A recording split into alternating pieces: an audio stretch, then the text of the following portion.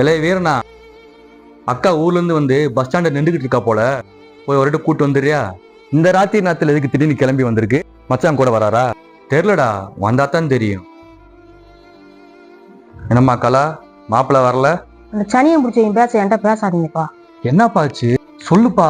எப்ப பார்த்தாலும் குடிச்சு விட்டு என் கூட சண்டை போடுறியாப்பா. இங்க பாருங்கப்பா, அந்த கையப்புறம் அடிச்சு உடச்சுட்டேன்.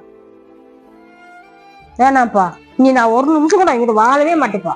சரி விடுமா, நாளை காலையிலேயே நம்ம ஊர் பஞ்சாயத்தை கூட்டி 2 பேரை அத்து விட்டுரு. அவனை விளக்க மாத்த கொண்டு 4 அடி அடிச்சத்தியாப்ப என் மனசு ஆறு. சரி விடுமா, அதெல்லாம் நாங்க பாத்துக்கிறோம். நீ நிம்மதியா போய் சாப்பிட்டு உள்ள போய் தூங்கு. வீரனா, அக்கா இன்னைக்கு உள்ள தூங்கிட்டுப்பா, நம்ம 2 இங்கேயே படுத்துக்கிடுவோம். எப்போதையா என் கஷ்டம் தீருமோ. அத்து வாழவும் முடியல, ஒத்து வாழவும் முடியல. இல்லை வீரனா, உன் அக்கா புலம்பிட்டு இருக்காடா. கழுத்துல கயிறு போடுறவாட போய் பாருடா. பா, அக்கா நம்ம எல்லாரையும் ஏமாத்திட்டாப்பா.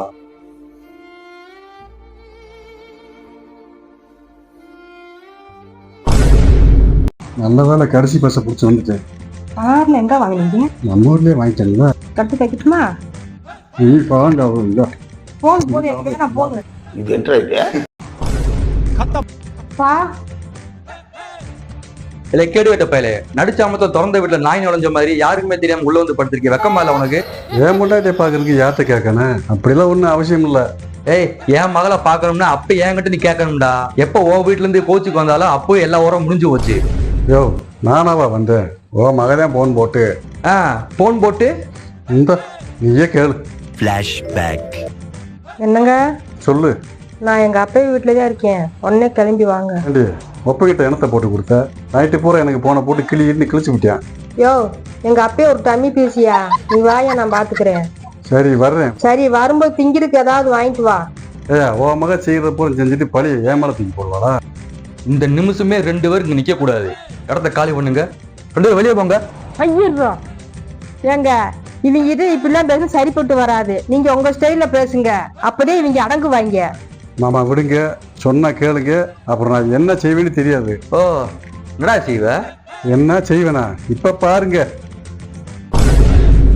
டேய் வீரனா, மாப்பிள்ளை பத்தி உனக்கு தெரியாதுடா. ரொம்ப நல்ல மனுஷன். காசு போய் கறி எடுத்துட்டு வா, சாப்பிட்டு போகட்டும். ஏயா, இவெல்லாம் ஒரு ஆள்றாண்டு இவங்கிட்ட சாராயத்தை வாங்கி குடிச்சிட்டு வெக்கமில்லாம கறி எடுக்க சொல்ற. அதுக்கு 4 ஒரு மூத்திரத்தை வாங்கி குடிக்கலாயா?